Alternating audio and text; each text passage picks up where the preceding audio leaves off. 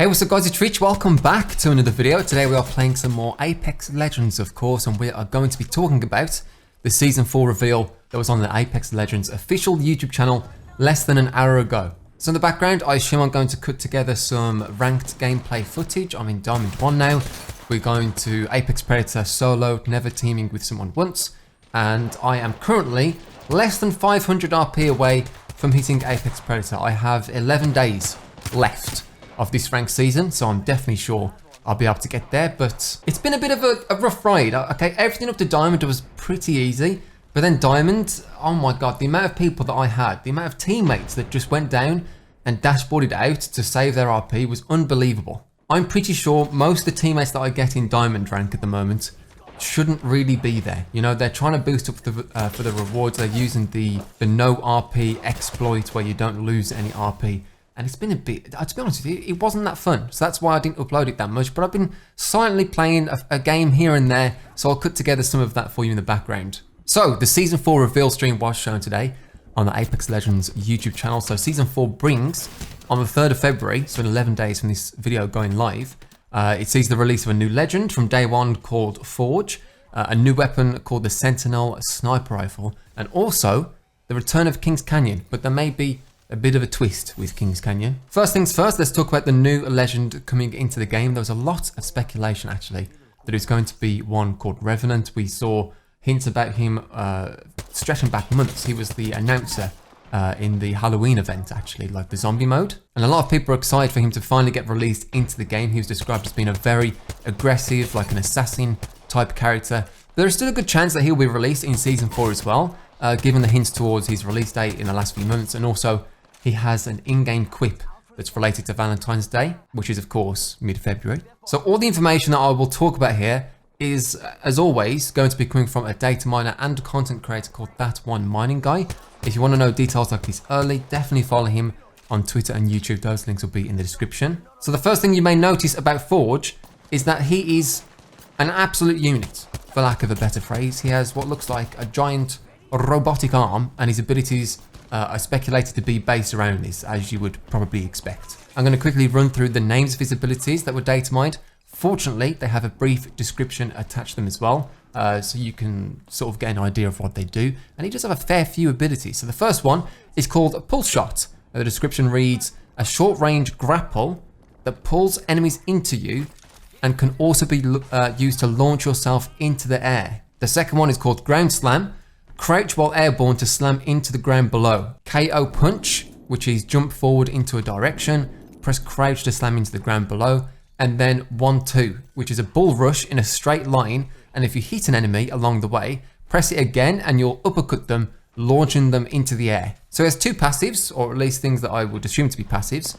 One is called On the Ropes. That means that his melee does more damage the lower health Forge is, and also dealing melee damage gives you a temporary overshield as well. And then Victory Rush. So killing a player with a melee attack restores your health and gives you a 30% speed boost for 10 seconds. That's so long. That is so much better than Octane speed boost in my opinion. So my first impressions reading these abilities from Forge is that he would be the absolute worst legend to go up against at the start of the game when you're fighting an enemy for one gun. You know, when you just happen to land in the exact same spot as an enemy, if it's Forge, you may as well turn around and run away and let him get the gun, because you will not beat this man in a fist fight. Even if you hit him and make him a little bit weak, all you're doing is making his melee attacks more powerful. And then when he kills you, he'll get all his health back, and then he'll get a speed boost for 10 seconds so you can run over to your teammates and punch them in the face as well. It just sounds horrendous to play against early game. Stay away from this man for the first minute at least. I assume the 1-2 ability will be the ultimate. That's the bull rush with the uppercut. It sounds like the most powerful ability he has. It's like a split ability as well. Again, these are just data mined. They can always change. Things have changed in the past, but we will get to play him in less than 2 weeks time. So moving on here, we're going to be talking about the maps. A lot of people wanted Kings Canyon to return. I'll be honest, so did I. Maybe it was a better map. Maybe it had a lot of nostalgia tied to it, but I do miss playing Apex Legends on Kings Canyon. Unfortunately, it doesn't look like it'll be playable at the start of the season. They've talked about having a major map change towards Edge. It'll give us new areas to fight in, and hopefully it will keep things fresh for us. but King's Canyon will be returning. Its return ties into the changes to ranked mode, so I'm going to be talking about that a little bit now. So Season 4 ranked mode will work slightly differently. The season will be in half, so we'll have 2 different rank splits next season. The first of which will be played on World's Edge, and the second will be played on King's Canyon. There will be a soft reset, which is what has happened for the last few ranked seasons, where at the start of it you get reset down a division and a half, I think it is. So an Apex Predator would be reset down to Platinum 2. There's now also going to be a new rank added into the game called Masters. So this rank is essentially what Apex Predator is now at the moment, and then Apex Predator will be reserved for only the top 500 ranked players in each split on each platform. So this will be a really exclusive club of top tier ranked players. If you see one of these in game, you may as well leave the game. That's how exclusive this will be. So King's Canyon is returning in Season 4, but it looks like it could only be the ranked mode. That's the only way they talked about King's Canyon. The man who talked about it was head of ranked mode for Apex Legends, so of course he's only going to be talking about it in relation to ranked. But I was thinking about it, and it doesn't really make too much sense to only have it in ranked mode. Imagine if you're a somewhat new player to Apex Legends and you've never played King's Canyon before.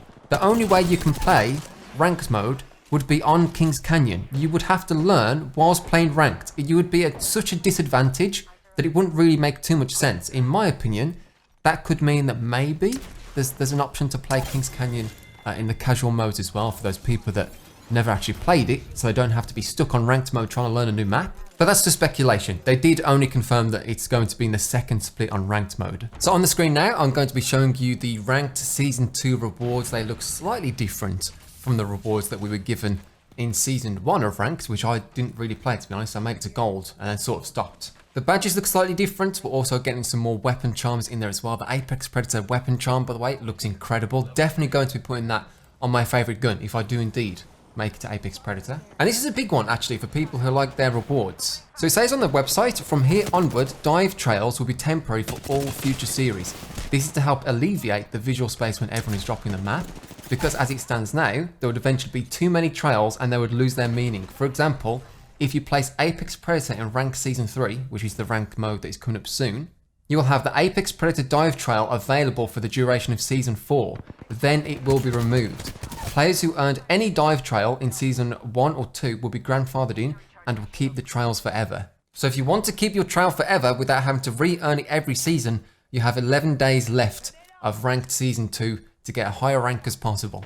So the other news we have coming into the start of Season 4 is, of course, there is going to be a new gun coming into Apex Legends. It's another sniper rifle. It's going to be called the Sentinel. Now, they only talked about this briefly, but what they did mention is that the gun will have a charge mechanic. It sounds like it'll be different to the charge rifle though. I severely doubt they'd bring a charge rifle copy into the game. It wouldn't make much sense. You may be able to store that charge for a more powerful shot. You may be able to shoot earlier than the full charge is ready, but a damage penalty, for example. It sounds like a really powerful weapon for a patient player, and it sounds like it'll be a great way to initiate a fight as well. If you imagine that you're coming up on a team, they don't know you're there, you can charge up a shot, make it more powerful. It doesn't matter that, you know, you're waiting a little bit longer if they don't know you're there. If you take one person out of the game with one shot, then you can rush in and finish the job 3v2. Now, this is interesting because a lot of people that I saw on Reddit, well, a fair few people at least, were a little bit disappointed that it was another sniper, given the fact that the last weapon we had added into the game was also a sniper rifle in the charge rifle. And it made me think, which gun would I like to be added into Apex Legends? And personally, I would love to see another submachine gun. I love those close range gunfights. I'm terrible with shotguns. I do not like the Peacekeeper because I cannot aim with that gun. So I'm stuck with either the Alternator or the R99. The Alternator doesn't really have a place in the meta any longer since Disruptor rounds were fortunately removed from the game.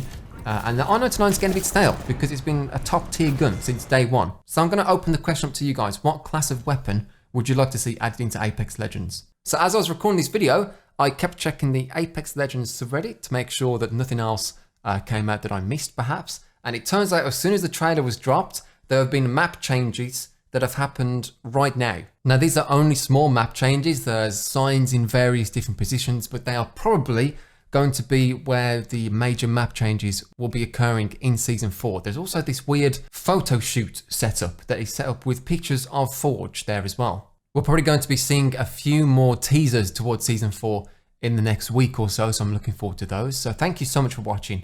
I do appreciate it. If you're new around here, be sure to subscribe to join the iTemp, and I'll see you all in the next one.